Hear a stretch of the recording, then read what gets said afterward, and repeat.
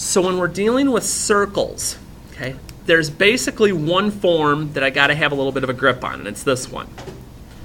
And HK is the center of that particular circle, because that's the equation it would be that I'd be looking at to see how it works. But I want you to notice one important thing. This HK is my center, but notice in the equation it's minus on each of these.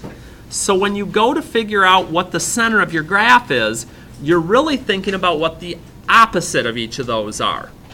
For instance, when I get to my first one here and I'm writing the equation of this circle,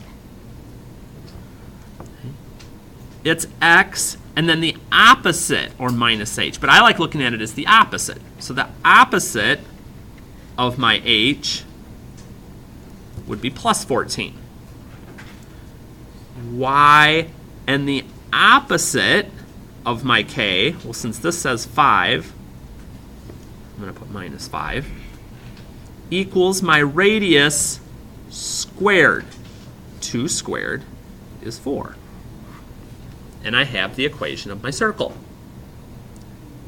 So whenever you're doing these, the form isn't going to change.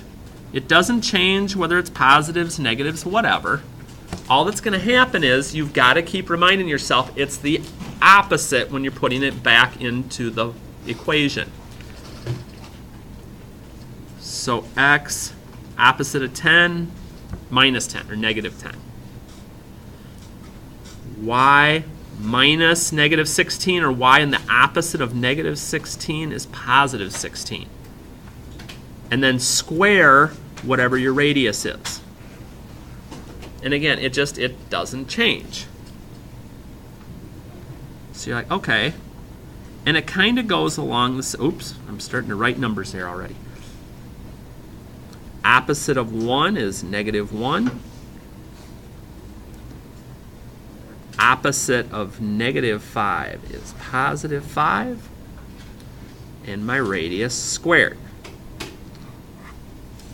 You're like, okay. I mean, that's straightforward. There's no catches to it or anything. The only time it might look a little different is if I get to something like 4 and 5. Because here's what it may be written as sometime if you were looking at an answer or maybe you were trying to graph something. I'm like, okay, x minus 0.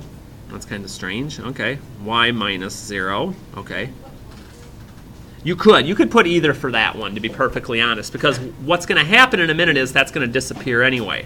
Because when you add or subtract 0 from something, it doesn't do anything. So typically, instead of having the zeros there, it'll just be written like this. Do we have to do it like that, or can we leave the zeros? You can leave the zeros, but in the next section, I'm going to ask you to graph things. You're going to want to recognize this, because sometime I may say, I need you to graph the equation of a circle, and I give you x squared plus y squared equals some number. Okay. So as long as you can recognize it, I don't care which way you write it. They're both the same. They're equivalent. So I mean, here, if I wanted to save myself a step, oh, it's just 0? Okay, so it's x squared plus y squared equals my radius squared. And I'm done. But again, the 0 doesn't hurt if you want to be consistent with that. So then, as we normally do, it seems like everything we do, we want to be able to undo. That's not exactly what we do in this next part, but it's the same idea. The next part, I give you the equation. You've got to figure out how to graph it. So here's how this is going to go. Move this up a little bit. Identify the center and radius, then sketch it. Okay. Now again, when you're doing the center, remember, these values here are opposites, because remember, this is x minus h, this is y minus k. So when I'm thinking about it, I'm going, okay, so the opposite of 2 is negative 2. The opposite of negative 3 is positive 3. And remember, this is r squared. So, yeah, so it's the square root. It's going to be 2. So here's how you graph it. My center point would be at negative 2, 3. Okay, put a dot. And since my radius is 2, now I don't have my fancy geometrical tools to work with here, so here's what I do. I go 2 in each direction that I can go straight, and then I do my best job of turning that into something that looks somewhat like a circle. Okay, not a square, not a diamond. Okay, try to make it look like a circle. And that's all there is to these. So you just go out to all the ways? Yep. Since my radius is 2, I just go out 2 all the different directions. And so whenever I'm doing any of these, I just keep thinking about opposites. Opposite of -4 is 4. Opposite of -1 is 1. And the square root of 1 is 1. So I always make my center point first.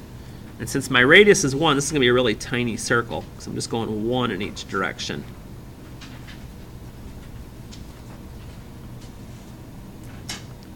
And I'm good there. So I'm like, okay, it's not going terribly so far. Got to be something coming that's a twist, because it just seems like every time he does this, there's some sort of goofy thing going on. Not really with these. Circles are kind of nice. As long as I just keep reminding myself it's opposites when I'm coming up with my center or putting it in my equation, and then I'm square rooting to get my radius. 3, -4. I'm going to go out 3 each way. So this one will be a little bit bigger to work with.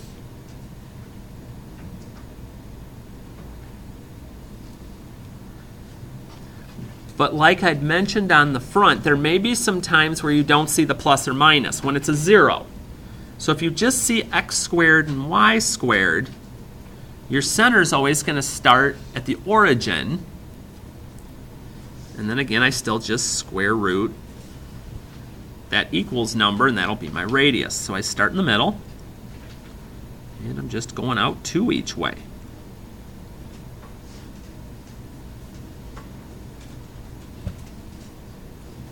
And I'm ready to roll.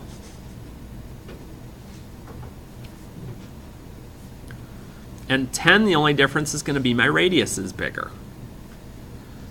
My center is at 0, 0. Square root of 16 is 4. So I go out 4 each way.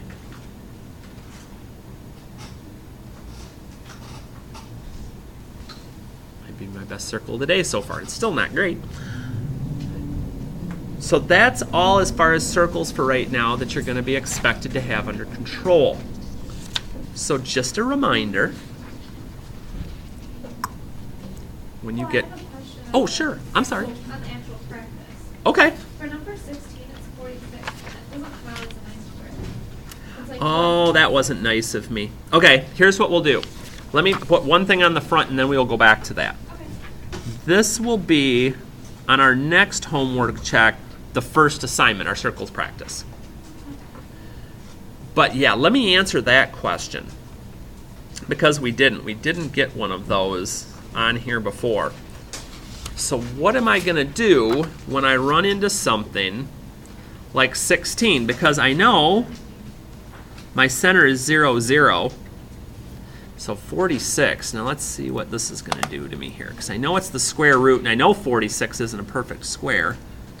So how am I going to handle these? So my radius is the square root of 46, or about 6.8. So here's what we're going to do. We're going to approximate as best as we can. So we're going to go a little less than 7 each of my directions.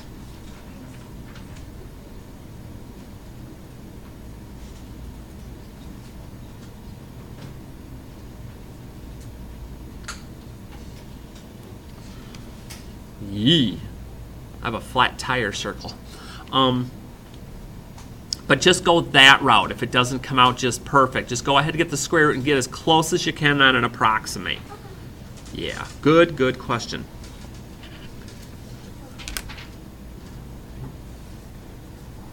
So now here's kind of our game plan.